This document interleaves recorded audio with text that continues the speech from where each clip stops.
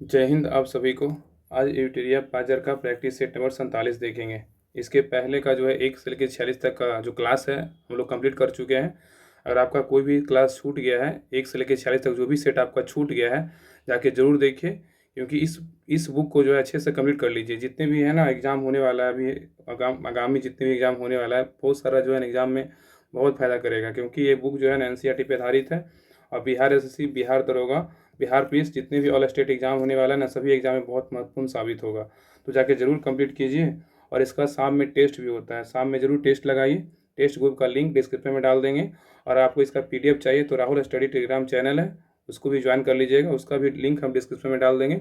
दोनों जो है ना दोनों ग्रुप को ज्वाइन कर लीजिएगा, लिंक पे क्लिक करके ज्वाइन हो जाइए। और सारा जो है ना इसके पहले का भी पीडीएफ सारा अपलोड है उस चैनल पे, और इसका सारा का वोट भी अपलोड है। तो जाके वीडियो से रिवीजन कीजिए, हर क्लास को देखिए, जो क्लास आपका छूटा है हर क्लास को देखिए।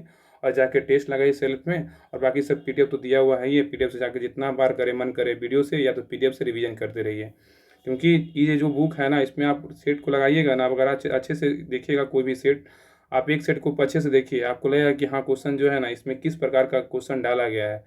क्योंकि आप अगर सेट लगाते होंगे बिहार पुलिस, बिहार दरोगा का, तो आपको बहुत सारे क्वेश्चन इस बुक से आपको देखने को मिलता होगा। चलिए बिना देरी किए स्टार्ट करते हैं practice set number 47।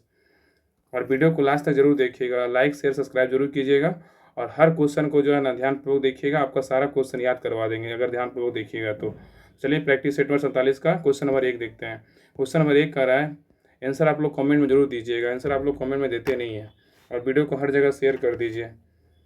Question number 1 कह रहा है ना कि रात्रि में चमकने वाले पिंडों को किस नाम से जाना जाता है, बताइए। कह रहा है कि रात्रि में चमकने वाले पिंडों को किस नाम से जानते हैं। तो ये जो है ना एक का राइट आंसर होगा, ऑप्शन नंबर क्या होगा, ए होगा। क्या होगा, खगोलीय पिंड। क्या होगा, खगोलीय पिंड के नाम से जानते हैं। तो याद रखिएगा, रात्रि में चमकने वाले पिंडों को किस नाम से जानते हैं, खगोलीय पिंड के नाम से जानते हैं।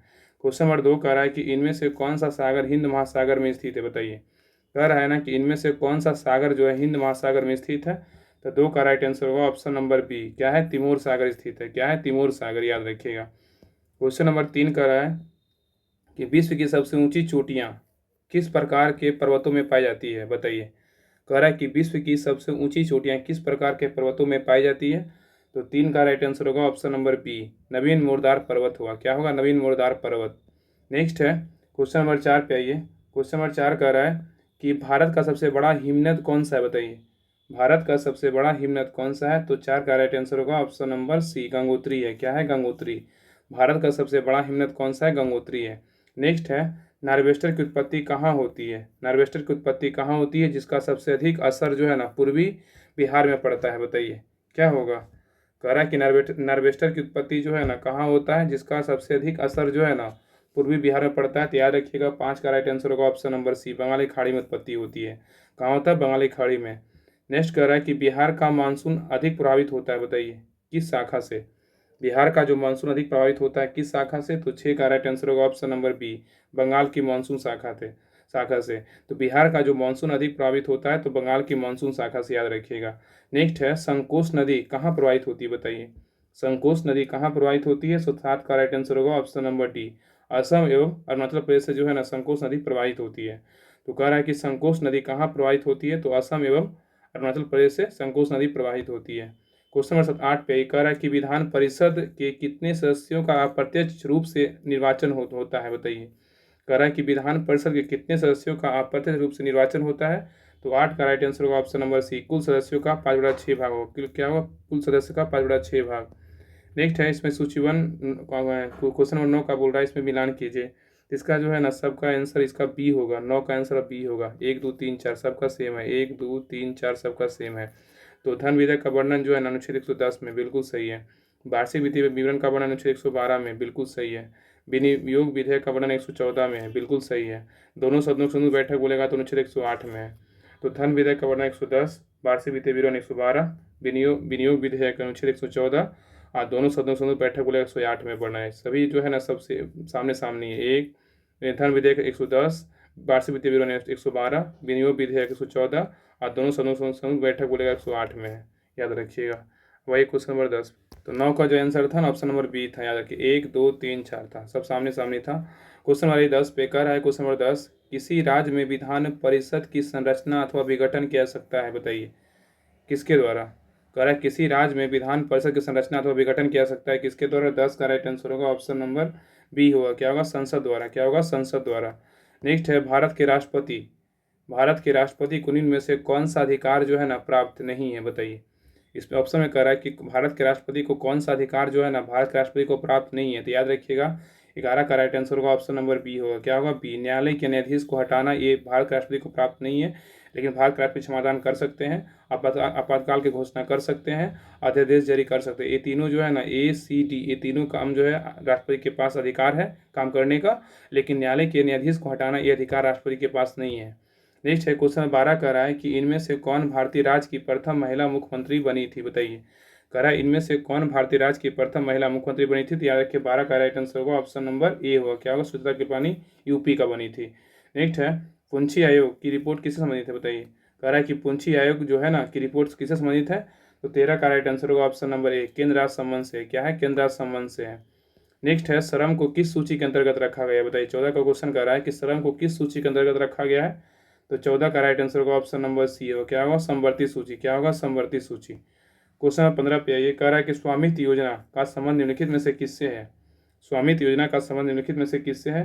तो याद रखिएगा 15 का राइट आंसर होगा ऑप्शन नंबर डी, ग्रामीण क्षेत्रों में संपत्ति स्वामियों को संपत्ति कार्ड जारी करना। स्वामित्व योजना का संबंध निम्नलिखित में से किससे है? तो ग्रामीण क्षेत्रों में संपत्ति स्वामियों को संपत्ति कार्ड जारी करना। नेक्स्ट है क्वेश्चन नंबर 16 कह रहा है कि प्रांतों में शासन व्यवस्था किस अधिनियम के तहत लागू किया गया था? प्रांतों में शासन व्यवस्था किस अधिनियम के तहत लागू किया गया था? तो 16 का राइट आंसर होगा ऑप्शन नंबर सी, भारत सरकार अधिनियम 1919। ये सही है, बिल्कुल सही है। क्वेश्चन नंबर 17 पे क्वेश्चन नंबर 17 कह रहा है कि द इंडियन मुस्लिम नामक पुस्तक के लेखक निम्नलिखित में से कौन है? बताइए। कह रहा है कि द इंडियन मुस्लिम नामक पुस्तक के लेखक निम्नलिखित में से कौन है? 17 का राइट आंसर होगा option number C, sir William Hunter है। कौन है? Sir William Hunter. नेक्स्ट है क्वेश्चन 18 कह रहा है कि साइमन कमीशन का भारत में विरोध क्यों हुआ था? बताइए। साइमन कमीशन का जो भारत में विरोध हुआ था किस लिए हुआ था? तो याद रखिएगा ये 18 का जो right answer option number C होगा, क्योंकि इसमें जो है ना एक भी भारतीय शामिल नहीं था, इसीलिए विरोध हुआ था साइमन कमीशन का। इसलिए क्या हुआ था? विरोध हुआ था। बाकी सारा कुछ सही है। इसमें 20% जो है ना भारतीय को स्थान दिया गया था, ये भी सही है। और भारतीय प्रतिनिधियों को जो है ना भारतीय को स्थान दिया गया था। नहीं नहीं, यहाँ पे तो और ये जो है इसमें मत देने का अधिकार नहीं था, और सारा अधिकार गवर्नर जनरल के पास था। लेकिन इसमें बोल रहा है क्यों विरोध हुआ था इसमें, क्योंकि भारतीय सदस्य जो है ना शामिल नहीं था। याद रखिए क्यों एक भी सदस्य को जो है शामिल नहीं किया था। क्वेश्चन नंबर आइए 19 पे। 19 नंबर क्वेश्चन कर रहा है कि निम्नलिखित घटनाओं का सही क्रम में सजाइए। इसमें जो है ना सही क्रम में सजाना है। तो 19 का जो राइट आंसर होगा ना ऑप्शन नंबर बी होगा। क्या होगा? बी, 5 1 3 2 4 6। पहले होगा बटलर आयोग। बटलर आयोग का जो गठन हुआ था, याद रखिए बटलर आयोग का जो गठन हुआ था ये हुआ था, बटलर आयोग का गठन हुआ था 1927 में हुआ था। कब हुआ था? 1927 में हुआ था। बटलर आयोग का गठन 1927 में हुआ था। और इसके बाद कौन सा? एक नंबर सविनय अवज्ञा आंदोलन हुआ था। कब? 1930 में हुआ था। कब हुआ था? ये 1930 में हुआ था। सविनय अवज्ञा आंदोलन हुआ था 1930 में, याद रखिएगा। उसके बाद 3 नंबर है प्रथम गोलमेज सम्मेलन कब हुआ था? याद रखिए प्रथम गोलमेज सम्मेलन हुआ था, ये भी हुआ था 1930 में हुआ था। 1930 में स्टार्ट हुआ था, 1930 में खत्म हुआ था। 12 नवंबर 1930 से जो है ना जनवरी 1931 तक, जनवरी 1931 तक हुआ था। जनवरी 1931 तक हुआ था, याद रखिएगा। और उसके बाद जो है क्या है? तो 2 नंबर है। 3 के बाद 2 है, तो 2 का क्या है? तो गांधी इवेंट समझौता। गांधी इवेंट समझौता कब हुआ था? 1931 में हुआ था। कब हुआ था? 1931 में हुआ था। 1931 में। उसके बाद भगत सिंह को फांसी दिया गया था। कब भगत सिंह को फांसी दिया गया था? 22 मार्च 1931 को दिया गया था। 22 मार्च 1931 को दिया गया था। 1931 को दिया गया था, 22 मार्च 1931 को। सही दिखाने पा रहा है, नोट कर लीजिए। और बाकी पूना पैक्ट कब हुआ था? पूना पैक्ट हुआ था 1932 में हुआ था। पूना पैक्ट कब हुआ था? 1932 में। तो सभी को बैठा लीजिए। इसका जो राइट आंसर होगा ना 5 1 3 2 4 6 होगा, याद रखिएगा। क्वेश्चन नंबर 20 पे कह रहा है कि 20 नंबर अष्टप्रधान के बारे में निम्न में से क्या सत्य नहीं है? बताइए। अष्टप्रधान के बारे में निम्न में से क्या सत्य मतलब गलत है? इसका जो 20 का जो राइट आंसर होगा ऑप्शन नंबर 4, मंत्री के पद अनुवांशिक थे अष्टप्रधान में, एक गलत है। इसमें सही क्या है अष्टप्रधान में? तो अष्टप्रधान यह 8 मंत्रियों का एक परिषद थी, बिल्कुल सही है। और मंत्रियों को विशेष अधिकार नहीं था, ये भी सही है। और मंत्रियों से परामर्श लेने का शिवाजी के बाद नहीं थे, ये भी सही है। तो 1 2 3 सही है। इसमें 4 जो था ना केवल 4 गलत था। नेक्स्ट आइए, कह रहा है इसमें जो है ना कौन सा जोड़ा सही है? बताइए इसमें कौन सा जोड़ा सही है? तो इसमें जो है इसका 21 का जो राइट आंसर होगा ऑप्शन नंबर याद रखिएगा 21 का डी होगा। हिंदू उत्तराधिकारी अधिनियम कब हुआ था? 1956 में, बिल्कुल सही है। हिंदू उत्तराधिकारी अधिनियम कब हुआ था? 1956 में, ये सही है। लेकिन अगर सती सती प्रथा पर प्रतिबंध लगाने वाला बंगाल अधिनियम कब हुआ था? 1830 नहीं होगा, 1829 होगा। क्या होगा? 1829 में हुआ था, 1829 में। और शारदा अधिनियम कब हुआ था? शारदा अधिनियम 39 नहीं होगा, शारदा अधिनियम कब हुआ था? याद रखिए, ये हुआ था 1929 में। क्या हुआ? 1929 में हुआ था शारदा अधिनियम। और हिंदू विवाह अधिनियम कब हुआ था? 1985 नहीं होगा, 1955 होगा। क्या होगा? 1955, 1955 होगा, याद रखिएगा, 1955। तो याद है कि सती प्रथा पर प्रतिबंध लगाने वाला बंगाल अधिनियम 1830 नहीं, 1829 होगा। शारदा अधिनियम 1939 नहीं होगा, 1929 होगा। और हिंदू विवाह अधिनियम 1985 नहीं हुआ, यहाँ पे 1955 होगा। और बाकी ये तो सही ही था, हिंदू उत्तराधिकारी अधिनियम 1956, ये सही था। क्वेश्चन नंबर 22 पे कह रहा है कि बुंदेलखंड के बुंदेला विद्रोह का नेता कौन था? बुंदेलखंड के बुंदेला विद्रोह का नेता कौन था? तो 22 का राइट आंसर होगा ऑप्शन नंबर सी होगा। क्या होगा? सी, मधुकर शाह और जवाहर सिंह। क्या होगा? मधुकर शाह और जवाहर सिंह। नेक्स्ट है पागलपंथी विद्रोह। पागलपंथी विद्रोह बोल रहा है कहाँ हुआ था? पागलपंथी विद्रोह कहाँ हुआ था? प से पागलपंथी, प से पश्चिम बंगाल, तो बी नंबर पश्चिम बंगाल में हुआ था। नेक्स्ट है मालवा, गुजरात एवं महाराष्ट्र को किस शासक ने पहली बार जीता था? बताइए, मालवा, गुजरात एवं महाराष्ट्र को किस शासक ने पहली बार जीता था? तो 24 का राइट आंसर होगा ऑप्शन नंबर क्या होगा? याद रखिएगा, डी होगा। क्या होगा? चंद्रगुप्त मौर्य, चंद्रगुप्त मौर्य होगा। नेक्स्ट है Periplus of the Erythraean Sea. Periplus of the Erythraean Sea नाम पुस्तक के लेखक कौन है? बताइए, Periplus of the Erythraean Sea नाम पुस्तक के लेखक कौन है? 25 का राइट आंसर होगा ऑप्शन नंबर क्या होगा? डी होगा। क्या होगा? डी, अज्ञात नाविक समूह था। क्या था? अज्ञात नाविक समूह। क्वेश्चन नंबर 26 कह रहा है कि खदानों की कृषि सर्वप्रथम कब प्रारंभ हुई थी? खदानों की कृषि सर्वप्रथम कब प्रारंभ हुई थी? 26 का राइट आंसर होगा ऑप्शन नंबर, याद रखिएगा, 26 का होगा ऑप्शन नंबर ए होगा, नवपाषाण काल में, नवपाषाण काल में। नेक्स्ट है आवर्धक कांच में किस प्रकार की लेंस का प्रयोग किया था? बताइए, आवर्धक कांच में किस प्रकार का लेंस का प्रयोग करते हैं? 27 का right answer option number C, उत्तर लेंस का प्रयोग करते हैं। नेक्स्ट है मूर्ति पूजा का आरंभ कब से माना जाता है? बताइए, मूर्ति पूजा का आरंभ जो है कब से माना जाता है? 28 का right answer option number A होगा। क्या होगा? ऑप्शन नंबर ए, पूर्व आर्य काल में। क्या होगा? पूर्व काल, आर्य काल में। नेक्स्ट है द्वार समुद्र किस राजवंश की राजधानी थी? द्वार समुद्र किस राजवंश की राजधानी थी? 29 का राइट आंसर होगा ऑप्शन नंबर सी, होयसल का था। किसका था? होयसल का।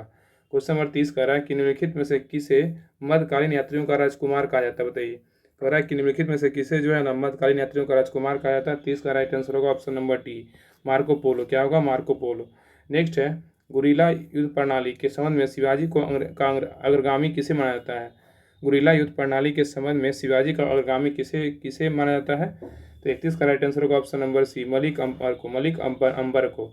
नेक्स्ट है 32 नंबर क्वेश्चन कह रहा है कि भारत छोड़ो आंदोलन के दौरान जयप्रकाश नारायण साथियों समेत किस जेल से भागने में कामयाब रहे थे? कह रहा है कि भारत छोड़ो आंदोलन के दौरान जयप्रकाश नारायण साथियों समेत किस जेल से भागने में कामयाब रहे थे? तो 32 का राइट आंसर होगा option number B, Hazaribagh central jail से। नेक्स्ट है यदि पदार्थ का चुंबकीय संवेग शून्य है तो पदार्थ क्या होगा? यदि पदार्थ का चुंबकीय संवेग शून्य है तो पदार्थ क्या होगा? 33 का राइट आंसर होगा ऑप्शन नंबर ए, प्रतिचुंबकीय। क्या है? प्रतिचुंबकीय। नेक्स्ट है क्वेश्चन नंबर 34 कह रहा है कि किसी स्थान पर पृथ्वी के चुंबकीय क्षेत्र की दिशा होती है? बताइए, किसी स्थान पर पृथ्वी के चुंबकीय क्षेत्र की दिशा होती है? 34 का राइट आंसर होगा ऑप्शन नंबर डी, चुंबकीय दक्षिण की उत्तर की ओर होता है, चुंबकीय दक्षिण से उत्तर की ओर होता है। नेक्स्ट है 35 नंबर क्वेश्चन कह रहा है कि एमआरआई मशीन में से किसका उपयोग होता है? एमआरआई मशीन में इनमें से किसका उपयोग होता है? तो 35 का राइट आंसर होगा ऑप्शन नंबर डी, चुंबकीय तरंगे का प्रयोग होता है। किसका? चुंबकीय तरंगे का उपयोग होता है। 36 नंबर कह रहा है कि निम्नलिखित में से किसकी भेदन क्षमता सबसे अधिक होती है? किसकी भेदन क्षमता सबसे अधिक होती है? तो 36 का राइट आंसर होगा ऑप्शन नंबर बी, गामा किरणें का भेदन क्षमता सबसे अधिक होता है। नेक्स्ट है किसका नाभिकीय ईंधन के रूप में प्रयोग नहीं किया सकता है? किसका जो है नाभिकीय ईंधन के रूप में प्रयोग नहीं किया सकता है? तो 37 का right answer option number C, helium का नहीं करते हैं, लेकिन जो है ना यूरेनियम, थोरियम और प्लूटोनियम का जो है नाभिकीय ईंधन के रूप में प्रयोग करते हैं। अब क्वेश्चन नंबर 38 पे आइए। क्वेश्चन नंबर 38 कह रहा है कि यूरेनियम के रेडियोधर्मी विघटन का अंतिम उत्पाद क्या है? यूरेनियम के रेडियोधर्मी विघटन का अंतिम उत्पाद क्या है? तो 38 का right answer option number A, सीसा है। क्या है? सीसा। नेक्स्ट है हवाई जहाज के ब्लैक बॉक्स का रंग कैसा होता है? हवाई जहाज के ब्लैक बॉक्स का रंग क्या होता है? तो 39 का right answer option number D होगा, नारंगी होता है। क्या होता है? नारंगी। नेक्स्ट है जंतु वसा में समानता क्या होता है? बताइए, जंतु वसा में समानता क्या होता है? तो 40 का राइट आंसर होगा ऑप्शन नंबर बी, क्या है? संतृप्त वसा अम्ल है। क्या है? संतृप्त वसा अम्ल है। नेक्स्ट है एक खास श्रृंखला में सर्वाधिक संख्या किसकी होती है? बताइए, एक खास श्रृंखला में सर्वाधिक संख्या किसकी होती है? 41 का राइट आंसर होगा ऑप्शन नंबर डी होगा। क्या होगा? डी, अपघटक होगा। क्या होगा? अपघटक। नेक्स्ट है प्रयोगशाला में सर्वप्रथम डीएनए का संश्लेषण किसने किया था? प्रयोगशाला में सर्वप्रथम डीएनए का संश्लेषण किसने किया था? तो 42 का राइट आंसर होगा ऑप्शन नंबर बी, खुराना ने किया था। किसने किया था? खुराना ने। नेक्स्ट है किस साइंटिस्ट ने माइक्रोकॉन्डिया नामक का नामकरण किया था? किस साइंटिस्ट ने माइटोकॉन्ड्रिया का नामकरण किया था? 43 का राइट आंसर होगा ऑप्शन नंबर सी, कार्ल एवं बेंडा ने किया था। नेक्स्ट है हेमोफीलिया किस प्रकार का रोग है? हेमोफीलिया किस प्रकार का रोग है? तो 44 का राइट आंसर होगा ऑप्शन नंबर बी, अनुवांशिक रोग है। क्या अनुवांशिक रोग है? नेक्स्ट है औषधि का अवशोषण सबसे अधिक किस भाग में होता है? औषधि का अवशोषण सबसे अधिक किस भाग में होता है? तो 45 का राइट आंसर होगा ऑप्शन नंबर बी, अमाशय में होता है। किसमें होता है? अमाशय में। नेक्स्ट है सोडियम एसीटेट का सोडा लाइम के साथ गर्म करने पे कौन सा गैस उत्पन्न होती है? सोडियम एसीटेट को सोडा लाइम के साथ गर्म करने पे कौन सा गैस उत्पन्न होती है? याद रखिएगा। 46 का right answer option number C, methane होगा। क्या होगा? मीथेन। नेक्स्ट है वह कौन सा ग्रह है जिसके चारों ओर सल्फ्यूरिक अम्ल है? बताइए, वह कौन सा ग्रह है जिसके चारों ओर सल्फ्यूरिक अम्ल है? तो 47 का राइट आंसर होगा ऑप्शन नंबर सी, शुक्र है। क्या है? शुक्र। नेक्स्ट है किन युग्मों में भौतिक राशियां समान रूप से विमीय सूत्र नहीं है? किन युग्मों में से भौतिक राशियों के समान विमीय सूत्र नहीं है? तो 48 का राइट आंसर होगा ऑप्शन नंबर ए, बल और दाब। क्या है? बल और दाब का विमीय सूत्र नहीं है। अब भाई क्वेश्चन नंबर 49 पे। क्वेश्चन नंबर 49 कह रहा है कि क्लोरोफ्लोरोकार्बन से निकलने वाली जो है ना कौन सी गैस ओजोन परत के लिए हानिकारक है? कह रहा है क्लोरोफ्लोरोकार्बन से निकलने वाली कौन सी गैस ओजोन परत के लिए हानिकारक है? याद रखिए ऑप्शन नंबर बी, क्लोरीन है। क्या है? क्लोरीन।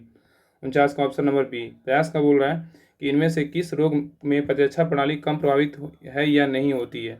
कह रहा है इनमें से किस रोग में प्रतिरक्षा प्रणाली कम प्रभावित या नहीं होती है? प्रयास का राइट आंसर होगा ऑप्शन नंबर डी, इन्फ्लुएंजा है। क्या? इन्फ्लुएंजा। अब आइए नोट्स पे स्मरणीय तत्व दिया हुआ है, इसको कंप्लीट करते हैं। ये बहुत इंपॉर्टेंट दिया रहता है, हर सेट के पीछे दिया रहता है ना। प्रयास क्वेश्चन भी पढ़ लिए, प्रयास क्वेश्चन, उसका प्रयास क्वेश्चन आपको प्लस इसमें रहेगा, मतलब टोटल मिलाकर ना 100 प्लस क्वेश्चन रहता है। इसलिए बोलते हैं कि इस बुक को अच्छे से कंप्लीट किया कीजिए। जो भी सेट छूट गया ना जाके जरूर कंप्लीट कीजिए। सारा का वीडियो मिल ही जाएगा आपको, और सारा का PDF और बाकी बोर्ड वगैरह सारा टेलीग्राम चैनल पर डाला हुआ है। और बाकी शाम में 7 बजे डेली टेस्ट दिया कीजिए, क्योंकि टेस्ट देने से आपका जो है ना हर कन्फ्यूजन दूर होगा। आपको पता चलेगा कि हम क्लास कितना ध्यानपूर्वक देखे थे और नहीं देखे थे। खुद पता चलेगा, जब टेस्ट दीजिएगा तो आपको जब नंबर कम आएगा तो पता चलेगा कि हम किस तरह से क्लास को किए थे। एक बार नहीं 2 बार किए, 2 बार नहीं 3 बार कीजिए। 20 मिनट का वीडियो रहता है, 20 मिनट का वीडियो हाईएस्ट रहता है। उसमें आप ये देखिए ना कितना क्वेश्चन आपको करवाया जाता है। हर एक क्वेश्चन को एक बार 2 बार, हम 2 बार मैक्सिमम रिपीट करते हैं। आपको एक बार में क्वेश्चन याद हो जाएगा। आगे दिया हुआ कि भूमध्य रेखा पर स्थित प्रमुख देश है। भूमध्य रेखा पर स्थित कौन कौन देश है? याद रखिएगा। इक्वाडोर है, कोलंबिया है, ब्राज़ील है, साओ टोम प्रिंसिपी है, गैबॉन है, कांगो गणराज्य है, लोकतांत्रिक कांगो गणराज्य है, युगांडा है, केनिया है, सोमालिया है, मालदीव है, इंडोनेशिया है और किरिबाती है। तो भूमध्य रेखा पे स्थित जो देश है ना, Ecuador, Colombia, Brazil, Sao Tome Principe, Gabon, Congo गणराज्य और कांगो लोकतांत्रिक गणराज्य, Uganda, Kenya, Somalia, Maldives, Indonesia और किरिबाती है। अब कर्क रेखा पे स्थित प्रमुख देश है। कर्क रेखा पर स्थित कौन कौन देश है? तो हवाई द्वीप है, बहामास है, मरितानिया है, अल्जीरिया है, लीबिया है, मिस्र है, भारत है, म्यांमार है, ओमान है, मैक्सिको है, माली है, नाइजर है, चाड है, सऊदी अरब है, संयुक्त अरब अमीरात है, UAE है, बांग्लादेश है, चीन है और ताइवान है।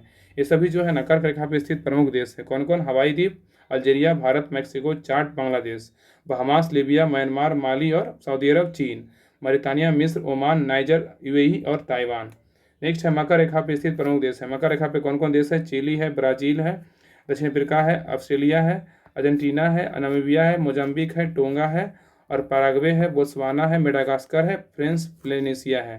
तो याद रखिएगा कि मकर रेखा पे स्थित जो देश है ना, चिली, ब्राज़ील, दक्षिण Africa, Australia, Argentina, Namibia, Mozambique, Tonga और Paraguay, Botswana, Madagascar, French Polynesia है।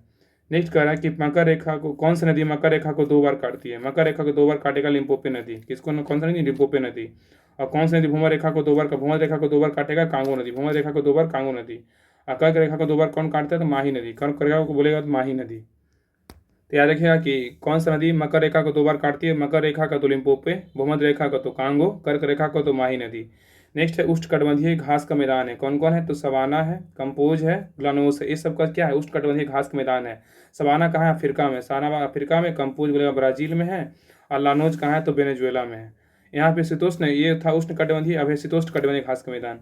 कौन कौन है? पेरी है, पंपास है, डाउन्स है। तो पेरीज बोलेगा तो USA कनाडा में स्थित है, पंपास बोलेगा अर्जेंटीना में है और डाउन्स बोलेगा तो ऑस्ट्रेलिया में। तो याद रखिएगा कि savanna Africa, campos Brazil, llanos Venezuela, prairies USA और कनाडा, पंपा अर्जेंटीना और डाउन्स ऑस्ट्रेलिया है। तो सेट नंबर 47 कंप्लीट हो गया है। और जो है टेस्ट ग्रुप और पीडीएफ ग्रुप जो है दोनों का लिंक डिस्क्रिप्शन में डाल देंगे। एक और करेंट अफेयर्स ग्रुप है, गौरव सर जो डेली क्लास करवाते हैं उसका भी ग्रुप, तीनों का डिस्क्रिप्शन में लिंक डाल देंगे। तीनों को लिंक पे क्लिक करके ज्वाइन कर लीजिएगा, आपको बहुत ज़्यादा फायदा मिलेगा। इसका पीडीएफ वगैरह सारा बोर्ड वगैरह सब कुछ डाला जाता है उस चैनल पे। और बाकी टेस्ट ग्रुप जरूर ज्वाइन करें, उसमें 3 बजे जो है ना। और एक और टारगेट बैच बिहार पुलिस का स्टार्ट हुआ है, मतलब ये स्टार्ट नहीं हुआ, इसमें जो है ना जब तक आप लोग 2000 सब्सक्राइब नहीं कीजिए तब तक स्टार्ट होने वाला नहीं है। इसलिए आपसे रिक्वेस्ट है कि हर जगह इसको शेयर कीजिए। और इसके लिए आपको जो है ना राहुल स्टडी ग्रुप पे इसी चैनल पे जो है लूसेंट सब्जेक्टिव, सार संग्रह, लूसेंट ऑब्जेक्टिव्स, ब्रह्मास्त्र का समान ज्ञान और ये रेलवे समान विज्ञान, इस पे जो है बीएसएससी का समान विज्ञान भी ऐड कर सकते हैं। ये पांचों बुक से जो है ना आपको डेली होमवर्क दिया जाएगा। बिहार पुलिस स्पेशल जो है टारगेट क्लास है, आपको डेली इस क्लास का जो है ना सभी बुक का पीडीएफ मिलेगा आपको, 2-2 पेज या 3-3 पेज डेली, मतलब हर बुक से मिलेगा, पांचों बुक से। मतलब मैक्सिमम जो है 10 पेज आपको होमवर्क मिलेगा, आपको पढ़ के आना है। और सारा का डिस्कशन जो है ना ग्रुप डिस्कशन इसी चैनल पे आपको मिलेगा, डिस्कशन ग्रुप डिस्कशन याद रखिएगा। पीडीएफ से पढ़िए, उसके बाद क्लास को, वीडियो क्लास को देख लीजिए, आपको सारा क्वेश्चन जो याद हो जाएगा, एक तरह से माइंड में जाके फिक्स हो जाएगा। इसलिए जो है ना हर जगह चैनल को शेयर किया कीजिए। और इसका देखिए 3 बजे जो है ना टाइम, इसे ज्वाइंट टेस्ट ग्रुप, यही टेस्ट ग्रुप है, number one group test series है, इसी में आपको टेस्ट देना है। डेली 3 बजे बिहार पुलिस का practice set, full practice set होता है। और शाम में 7 बजे टूरिया पाजर का बुक होता है जो भी हम लोग पढ़ रहे थे, इसका टेस्ट होता है। तो ज़्यादा से ज़्यादा जो है होमवर्क पीडीएफ टेस्ट देने के लिए जो है ना राहुल स्टडी ग्रुप, सबका लिंक डिस्क्रिप्शन में डाल देंगे, लिंक पे क्लिक करके ज्वाइन कर लीजिएगा। और ज़्यादा ज़्यादा इसको शेयर कीजिए, लाइक कीजिए, और वीडियो को भी हर जगह शेयर कीजिए, और इसको भी कीजिए कि ज़्यादा ज़्यादा लोग सब्सक्राइब करें जल्दी से। 2000 सब्सक्राइबर, 400 कम है, 400 जल्दी फटाफट कर दीजिए। जल्दी से जितना जल्दी हो जाएगा ना उतना जल्दी हम लोग स्टार्ट कर देंगे। इसलिए आपको कर्तव्य बनता है, आप लोग की रिक्वेस्ट है कि हर जगह इसको शेयर कीजिए। और इसका हम होमवर्क सीरीज स्टार्ट करते हैं। तो आज के लिए यहीं तक रहने देते हैं, तब तक के लिए आप लोग को जय हिंद। और टेस्ट शाम में जरूर दीजिएगा, शाम में 7 बजे।